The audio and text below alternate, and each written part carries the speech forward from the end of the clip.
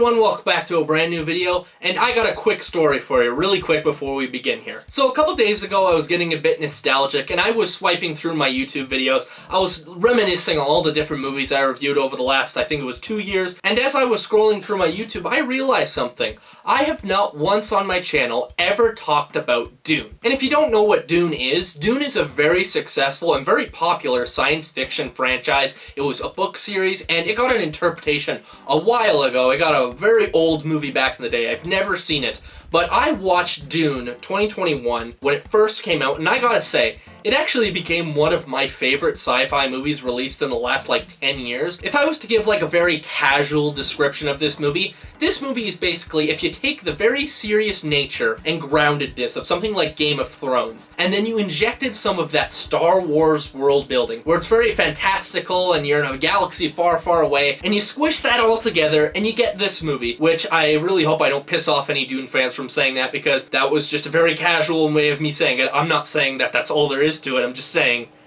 that's the way I would explain it to someone who hasn't seen it. But regardless of that, I still really do love this movie. I personally think that this movie could really be the next big franchise, up there with Lord of the Rings, Star Wars. I honestly think it could be up there. I 110% think that Dune could be up there with some of the greats, but it's actually pretty unfortunate because this movie is really underrated. It got raving reviews, it did really, really well critically, but not a whole lot of people saw this movie. It didn't really make that big of an impression on the general audience until much later, where people started to appreciate the movie more and started to see it. And it was actually kind of one of these situations where we didn't even know if we were going to get a sequel to this movie because it just didn't make a whole lot of money. So to correct that wrong today, I'm going to be talking about Dune and everything I love about it. I think everyone should give this movie a shot at least once. It's really good, and just the craftsmanship behind it, which I will talk about, is just so good in this movie. But before anything, I am going to give you a quick plot synopsis just for the people who don't know what Dune is about. In this film, we follow Paul Atreides, who is the successor of a huge royal family in the galaxy called the House of Atreides, and they are acquiring a brand new planet to watch under their rule called Arrakis, a desolate planet where the sand dunes house a fierce group of warriors called the Freemen. But during their arrival to Arrakis, they become under fire from the Harkons,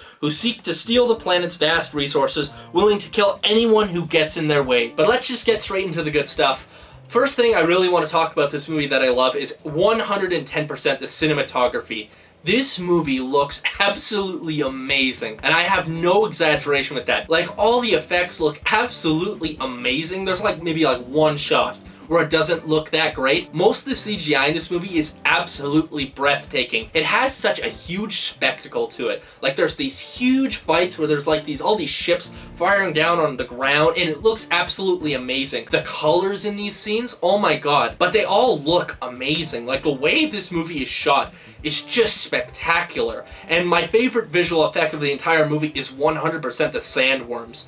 Those scenes are ingrained into my memory. If you haven't seen this movie, at least do yourself a favor if you're not interested and go watch some of those sandworm scenes, because they look absolutely amazing. My favorite part of the movie is when there's this sandworm crashing and barreling through the sand, and this little cargo unit that's harvesting this really rare material on the planet's surface has to get out of there because there's a malfunction and they can't quite get out of there, and it's this very dire scene where everyone's trying to get out, and then you see the sandworm come up and eat this vessel. It looks absolutely amazing. And there's another really good scene later in the movie where they're getting chased by one, and it kind of stands up and looks at them. Such a great and eerie scene. You can just feel the weight behind this creature and how dangerous they are. And I absolutely loved that they pulled every punch with this creature. It looked amazing. And really quick, can we just talk about the fact that Hans Zimmer scored this movie? And if you don't know who that is, first off, who are you if you're a movie buff like myself? But this is the guy who's made soundtracks for some of the most iconic movies of all time. Movies like The Lion King, Pirates of the Caribbean, The Dark Knight, and even Interstellar. The guy has really made his way through Hollywood. He's in a lot of stuff. But with all that considered, this is still a top 5 soundtrack from him. This movie's score is absolutely amazing. And one of the most iconic parts about it, it's booming with life. It is so amazing the amount of weight that is in this soundtrack and how it adds to every single scene. And it's actually funny because I really feel music doesn't get talked enough about in movies. There's a lot of movies I feel gets overlooked, but you gotta respect the man Hans Zimmer. The man is clearly very talented, and I love it every every single time he scores a movie. Just really great stuff. And I think the last really big thing I want to talk about with this movie is the world building itself. It's really, really good. Like, I'm going to say this right now. I have not read the book, you know, I'm not a big reader, so I have not read that book, but I really, you know, I've thought about it, like, I've thought about it after watching this movie, because this movie is filled with so much lore and story, and it's actually really impressive to see how the director packed so much into this movie, which I probably should have expected because Denis is absolutely one of the best filmmakers of our time. The director who directed this movie has directed such amazing movies like Blade Runner 2049, which is absolutely amazing and probably one of the best sequels ever made, and then he's made some really great Oscar-worthy films like Prisoners and even Arrival, which I love. So taking that information into account, I really shouldn't be as surprised as I am that this movie is absolutely amazing, because this man is just pure gold. Like, I don't think I've watched one thing that I've disliked. Everything I've seen from him is easily like 9 out of 10 territory. Like, every single thing. He is so incredibly talented, and you can definitely tell that Dune specifically has been a huge passion project for him. Like, this is actually one of those movies that he has said he's always wanted to make, and it's actually really cool that he finally got to make it, and it's this good. And everything he does with this world and these characters is just perfect. Like, honestly, everyone in this movie is great. Timothée Chalamet is absolutely amazing. Zendaya, the few scenes she's in this movie are pretty good. No one puts on a bad performance here, and it's just so competently made. And everything is just so beautiful. So honestly, there's nothing really huge to even like kind of critique or talk about in terms of negatives. I do have one or two, which I am going to talk about now. The biggest thing I can say about this movie in terms of a negative is just the fact that this movie is 110% meant to be a part 1.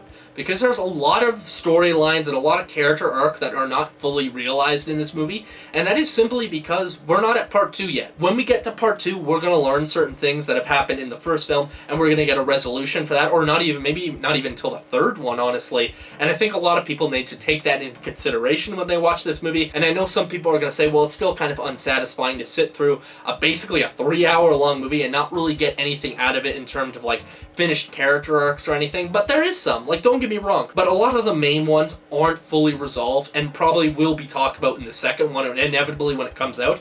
But just for now, I think that could really bug people, and I know it does because I've talked to some people who've said, yeah, I just don't like it because nothing is really resolved in the movie. It all just kind of happens, and then you gotta wait a couple years for the next one, and that's very understandable, but the craftsmanship here, I think, just makes up for it. Like, honestly, it's just so damn good. Like, it's really good. But another really small nitpick I will say is that this movie is kind of slow, and I know some people are going to hear that and they're going to kind of roll their eyes and they're like, oh, I don't want to sit there for 3 hours if it's really slow. But the thing is that in the movie, they're building so much up. Like, they have so much going on in this world, and they're trying to develop every single aspect of it. They're trying to show you different characters. They're trying to develop these characters. They got their plot that's going on, but they also have this huge world that they want to touch upon. There's a lot going on, and it kind of needed to be 3 hours. Like, there's just so much in this movie to warrant that, but I feel like a lot of people are going to get kind of bored because there's a lot of dialogue in this movie. But all in all, that's honestly all I really have to talk about this movie.